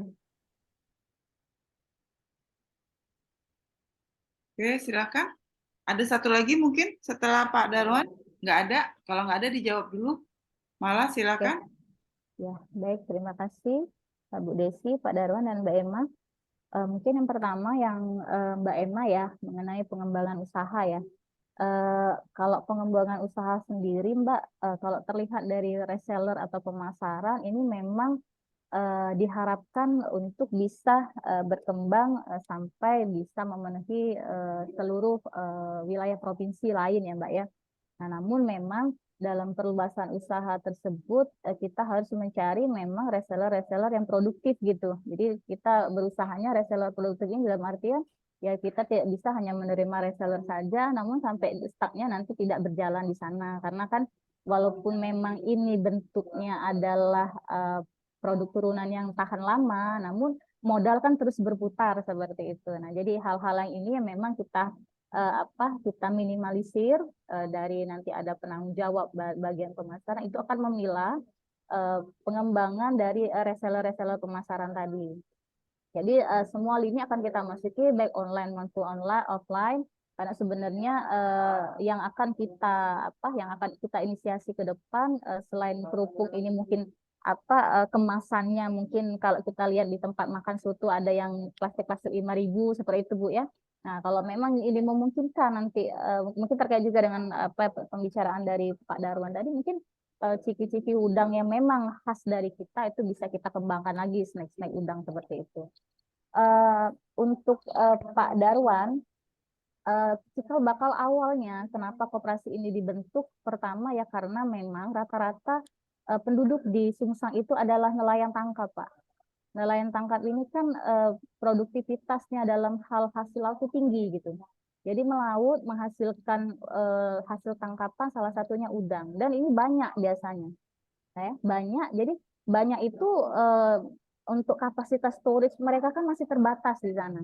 Jadi timbullah ide-ide dari beberapa nelayan tangkap tadi untuk membuat suatu variatif dari produk udang tadi gitu. Salah satunya yang memang sudah dikembangkan yang ini sebenarnya kalau kerupuk itu kan sebenarnya udah lama ya Pak ya kita mengetahui. Namun baru dikonsentrasikan pada beberapa koperasi gitu. Salah satunya adalah koperasi Jaya Makmur Nelayan tadi gitu. Jadi cikal bakal awalnya yaitu karena mereka di sana rata-rata memang nelayan tangkap yang memang hasil tangkapannya itu lumayan banyak dengan storage-nya yang masih minimal gitu di sana. Ya, jadi dia harus mempunyai ide kreatif bagaimana caranya ini bisa tetap punya value namun bisa tahan lama seperti itu Pak.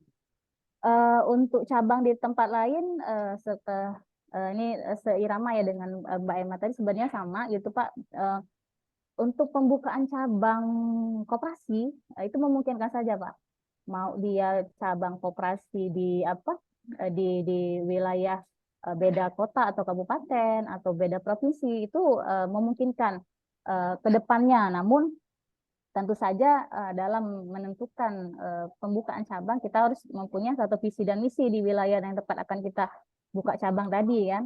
Nah, ini juga menjadi PR bagi koperasi bagaimana memperluas usaha namun tidak akan pembukaan cabang ini dalam artian tetap menggunakan nama yang sama namun ini adalah cabang koperasi dengan beberapa petugas yang ada di sana seperti itu. Tidak akan mendirikan koperasi baru dengan nama baru, tidak, tapi tetap cabang dari koperasi Jaya Makmur Nelayan, tapi dengan orang-orang yang memang punya satu visi dan misi untuk mengembangkan koperasi tersebut. Dan itu sangat memungkinkan Pak ke depan untuk pengembangan koperasi.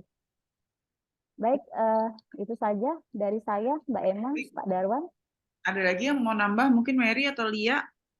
Kalau nggak ada, saya review ya, fully sebetulnya lengkap ya apa yang dipresentasikan Mala, tetapi mungkin Mala bisa mencoba yang lain. Tadi kerusakan itu 0% malah jadi menurut saya agak terlalu beresiko kalau kerusakannya 0%, mungkin bisa Iya, Bu. diambil 2,5%, jadi dari produksi total itu mungkin dikurangi 2,5% untuk kerusakan, jadi supaya Iya, nanti kita tetap bisa antisipasi kalau ada risiko kerusakan. iya. Kemudian packaging ya, belum ada informasi karena kan ini menarik nih sebetulnya. Mm-mm.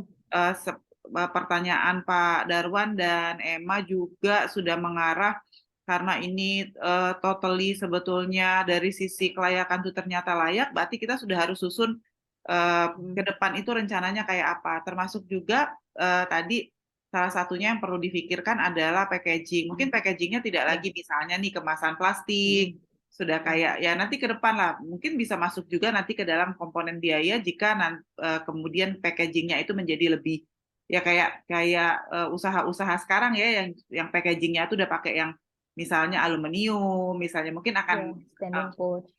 gitu. Jadi mungkin ada Iya, Bu. skenario-skenario ke depan. Ini nggak apa-apa sebagai simulasi awal gitu untuk usaha dengan standar packaging kemasan plastik, tetapi mungkin nanti malah bisa hitung kalau seandainya packagingnya itu sudah kita tingkatkan, memang kualitasnya nasional atau bahkan sudah bisa diekspor, itu tentu akan berdampak terhadap biaya. Jadi menarik apa yang disampaikan Mala. Mungkin Ya. itu dari saya ya, Mala. Terima kasih. Ya, Bu. Oh, sama ini pajaknya masih pakai 14%. Iya, Bu. Kalau tidak salah di PP nomor 55 tahun 2022 itu UMKM itu pajaknya hanya 0,5%. Coba dicek. Mm-mm. PP 55 PP nomor 55 tahun 2022 UMKM itu pajaknya hanya 0,5%. Nah, itu kan akan menurunkan pajak yang dibayar kan akan sisanya bisa tetap masuk sebagai pendapatan gitu. Kalau memang UMKM Mala ini bisa dapat pajak hanya 0,5%, tidak sampai 1% kan, berarti kalau tadi kan sampai berapa tadi 14% kalau nggak salah yang dipatok. Iya, Bu. Jadi Izin, Bu, karena bentuknya koperasi jadi dikenakan pajak lembaga, Bu. oh iya, Iya. jadi bentuknya Karena bentuknya koperasi ya. iya, Bukan bentuknya UM. koperasi, Bu. Kalau UKM benar Iya, kata Ibu 0,5%. iya betul. Mm-mm. Iya. Iya, Bu. Nah, sama karena bentuknya koperasi, satu lagi di pembagian keuntungan itu hati-hati. Mungkin setelah kan koperasi ada anggota ya, Iya, Bu. artinya setelah dia dapat misalnya tadi NPV-nya itu 29 juta, berarti akan ada sharing pembagian dividen terhadap anggota koperasinya, misalnya diperkirakan satu orang berapa dari 29 juta itu siapa saja yang akan dapat, itu perlu difikirkan karena bentuknya koperasi. Iya. Mungkin Iya. itu ya Bentuk Mala ya. SAU ya, Bu. Iya, Bu. Iya, Baik, Bu. SAU. Iya, betul. Baik, terima Terima kasih kasih. banyak. Ya, sama-sama. Selanjutnya Terima kasih banyak, terakhir. Ibu Desi. Ya, Assalamualaikum sama-sama. warahmatullahi wabarakatuh. Waalaikumsalam warahmatullahi wabarakatuh. Lia, silakan. Iya,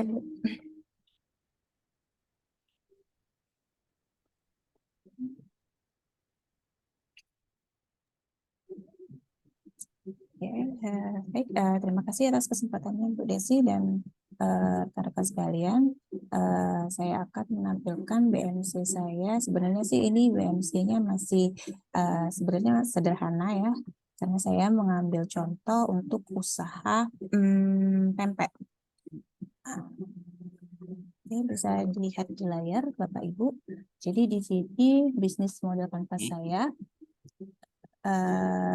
mulai dari key partner-nya. Jadi key partner yang berhubungan dengan bisnis ini adalah penyedia dari bahan baku dari pembuatan pempeknya, yaitu pengepul ikan gabus dan distributor untuk bahan penunjang produk pempek dan cuko. Kalau di sini penunjang di sini termasuklah seperti sagu dan bahan penunjang lainnya.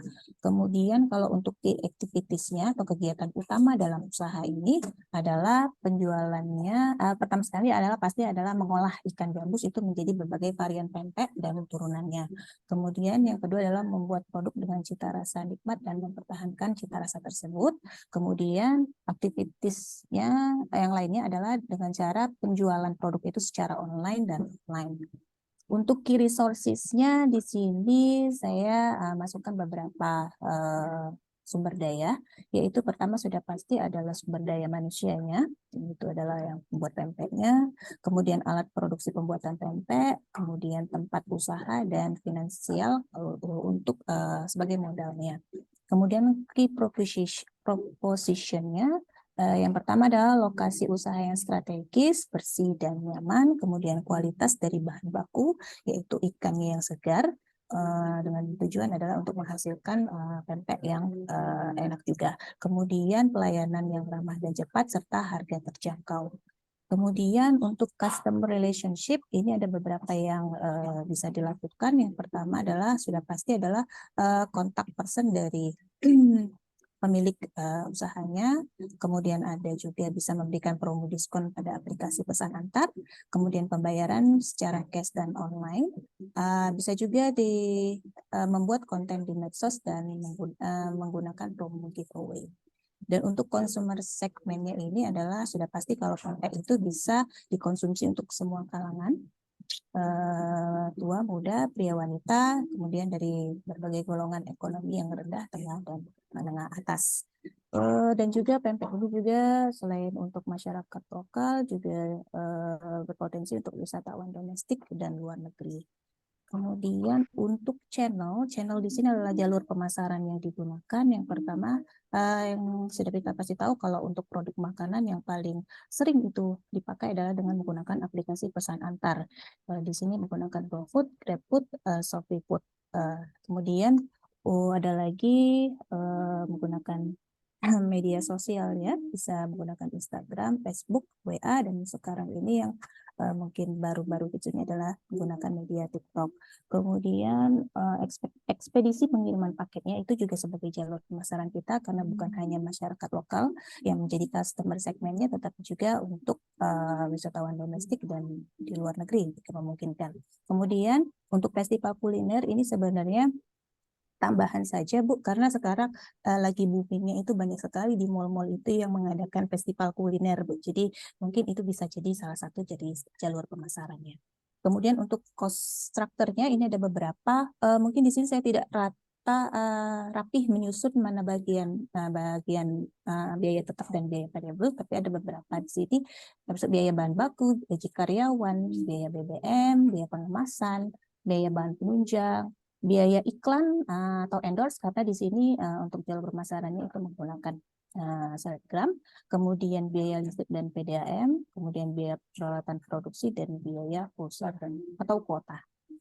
Sedangkan kalau untuk revenue streams-nya ini sudah pasti adalah penjualan pokok dari usaha dari produk pempeknya dan turunannya. Kemudian kalau yang di sini hanya sebagai pendapatan tambahannya saja, yaitu penjualan kerupuk kemplang dan oleh-oleh khas Palembang lainnya. Mungkin satu lagi yang saya kurang masukkan di sini Bu, untuk karena ini kan warung pempek, jadi mungkin untuk minumannya yang tidak saya masukkan Bu. Jadi hanya fokus kepada makanannya saja, tidak kepada produk minumannya. Begitu Bu Desi. Mungkin itu saja teman-teman dan Bu Desi yang bisa saya sampaikan. Banyak sekali kekurangan yang saya rasakan dalam BMC yang saya buat ini. Itu saya perlu saran dari Bapak Ibu semuanya. Terima kasih. Assalamualaikum warahmatullahi wabarakatuh. Waalaikumsalam warahmatullahi wabarakatuh. Baik, terima kasih Lia. Silakan ada review, mungkin agak digedein dikit Lia. Iya. Nanti biar naik turun kayak punya Pak ini tadi. Ya, Darwan Bu. Ya, silakan Pak. Ya Pak Darwan. Ya Mbak Lia. Mohon izin Bu Desi. Ya. Jadi model bisnisnya ini yang besar apa yang kecil ini, Lia? Karena nanti terhadap apa namanya partner kuncinya ini berbeda ini nanti. Ini besar apa kecil? Besar Pak. Nah kalau besar artinya partner kuncinya juga mungkin ini saran apa namanya pendapat. Partner kuncinya harus ada kokinya. Karena kalau kokinya ganti biasanya ininya berubah kan, rasanya berubah, ininya berubah, kadang-kadang seperti itu. Tapi kalau dia kecil harus ada apa namanya pedagang pengecer yang sering bawa pakai sepeda mungkin kan. Nah kalau dia besar mungkin yang kokinya Bu. Terima kasih. Oke, baik. Terima kasih Bu. Baik. Terima kasih Pak Darwan. Silakan, ada lagi? Izin Mbak Lia. Iya Mbak Mala. Mbak, itu kan di key partnernya ada pengepul ikan gabus ya Mbak ya. Ini saya rasa juga apa ya? Karena untuk mendapatkan bahan baku ikan gabus itu kan kadang-kadang sulit. Karena saya sempat Mbak lihat ya penelitian mengenai pempek ikan gabus, UKM pempek dari ikan gabus Palembang. Permasalahan yang dihadapi mereka itu adalah bahan baku ikan gabus gitu. Apakah ini ada treatment tersendiri nantinya di BMC ini? Bagaimana caranya supaya memastikan bahan baku ini akan selalu kontinuitas gitu. Gitu Mbak. Terima kasih. Ya, baik Mbak Mana, terima kasih. Ya, satu lagi silakan. Siapa? Ya, izin Bu, Mbak Lia, Ya, Mbak Emma. tujuan dari proportionate value-nya tadi ini lokasi yang strategis, kualitas bahan baku yang segar, harga terjangkau, pelayanan yang ramah dan cepat ya Mbak ya. Nah dari value ini Mbak, kira-kira Mbak apakah yang telah dijabarkan ini sudah akan menuju ke sana kira-kira gitu Mbak? Oke. Baik Mbak Ya, Emma. ini Makasih tuh, Mbak Mbak ya. Emma. Ya, makasih Mbak Emma. Terima kasih Mbak. Oke, silakan dijawab. Ya, Ya. baik Bu Desi. Ya, pertama kepada Pak Darwan tadi, ya Pak Darwan, yang untuk key resource-nya itu yang kepada kokinya ya Pak ya, karena biasanya beda tangan itu beda juga rasanya gitu ya Pak ya. Jadi karena di sini mungkin pembagian dari SDM yang saya buat di sini masih sangat umum ya Pak ya. Jadi kalau misalnya skala usahanya memang sudah besar, itu memang penjabaran dari SDM yang ada di dalam ini apa saja, misalnya seperti koki, kalau contoh Pak Darwan tadi, seperti itu Pak Darwan. Itu masuknya nanti di sini Pak Darwan. Oke, kemudian kalau untuk Mbak Mala tadi yang untuk pengepul ikan gabus ya Mbak, ya memang sebenarnya keberadaan dari ikan gabus ini memang tidak kontinu, itu ada terus, ada beberapa juga momen di mana ada kesulitan itu untuk mendapatkan ikan gabusnya ya Mbak. Jadi di sini mungkin treatment yang bisa dilakukan untuk mengantisipasi akan stok dari ikan gabusnya ini adalah mungkin bisa juga nanti di apa ya, ada di key resource-nya mungkin nanti bisa ditambahkan dengan apa ya istilahnya itu, memang kita tuh ada hubungan dengan pengepul ikan gabusnya gitu loh Mbak. Jadi selain dia sebagai mitra, tetapi juga ada ikatan lainnya dengan pengepul ini selain sebagai mitra begitu.